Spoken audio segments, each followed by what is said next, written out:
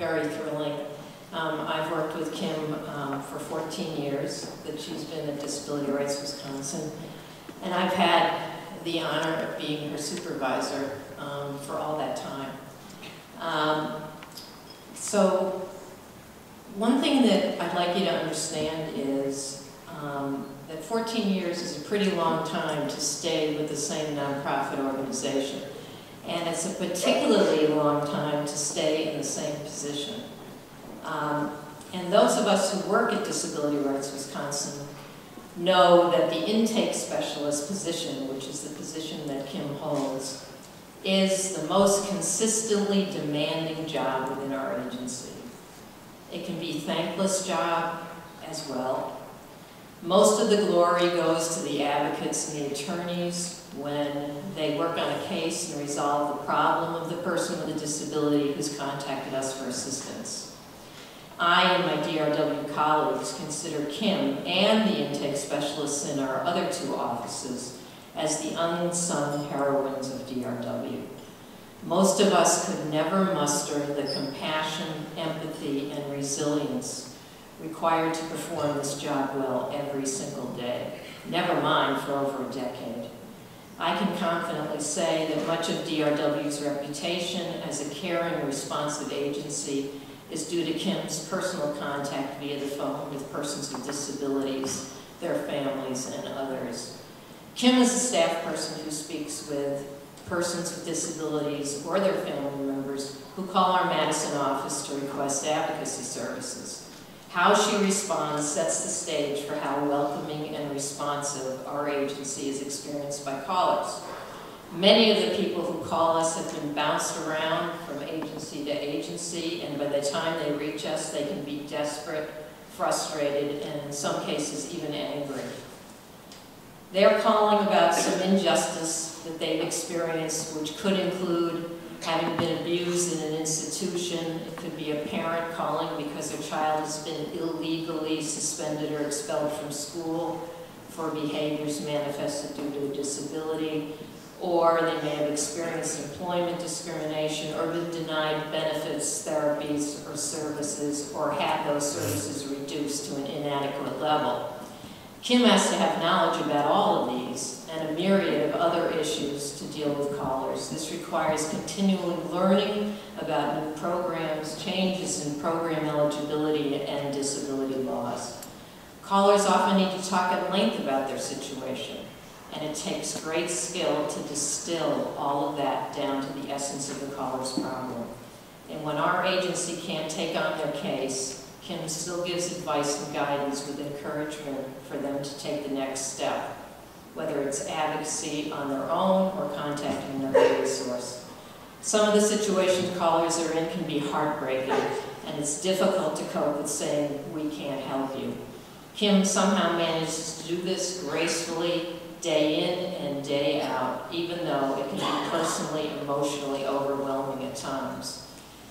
As you heard, in addition to her work with Disability Rights Wisconsin, Kim's been a provider of crisis home care for Dane County, opening her home and giving support to people with mental illness. Her additional social justice experience includes work with people with AIDS, the elderly, and housing issues. Finally, even with this stressful job, Kim knows how to bring fun into our agency.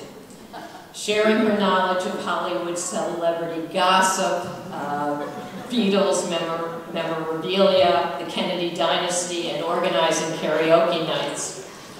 She is supportive to her colleagues, often volunteering to pitch in for the administrative receptionist staff when they're ill, and cheering on others when they have received awards for their accomplishments.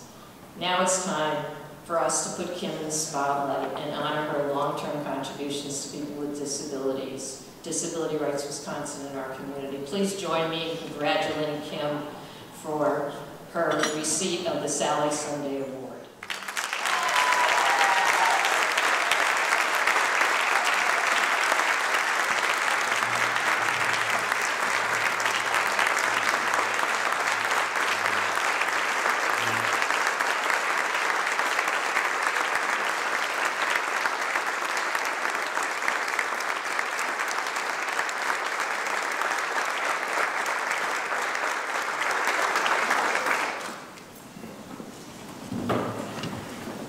take care of our own, everybody. Okay, well, one reason I was able to do this job for as long as I've done it is the fantastic people that I work with, okay? Let's just state that right off the bat. And our director, Lynn Breedlove, who just retired last year, he really helped me a lot, and he gave me an inspirational magnet. And it says, sarcasm, now served all day. So you can see, it took a lot off my shoulders when you have that kind of inspiration, okay? So the people who call us are in a lot of pain and fear, and they've been abused and bullied. And they're more vulnerable due to the various types of disabilities that they have.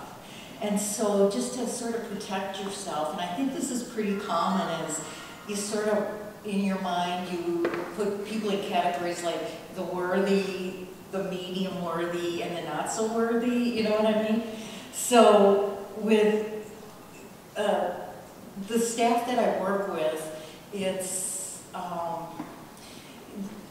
they're so smart and they're so open to being real that you don't have to fake feeling a certain way when you really do not feel that way. And when all that stuff is coming through your headphones, you know, that displaced hostility, it's really good to have people, my beloved coworkers, who listen to the same kind of complaints I have like every week, and they still nod their heads and support me, you know. So one thing that I would really like to say is thank you for all the people who were part of this trauma-informed care, because this is like a gift to all of us who are dealing with people who have been hurt and damaged, because it helps you know that these people that are so annoying, are so difficult, are so filled with pain that you're not personally going to be able to help, they didn't really ask for any of that. A lot of them, most of the people who call us have trauma in their background, in their childhood. And trauma-informed care, the people who brought that to us in the disability rights field, it means that you can have a connection with people more than feeling like it's us and them, because all of us, except for the grace of God, would be in their shoes. And let's see. So anyway, basically, I'm really proud of getting this award. So wonderful to be honored like this. I'd rather honestly be singing karaoke to y'all, but for your sake, it's better that I'm just thanking you.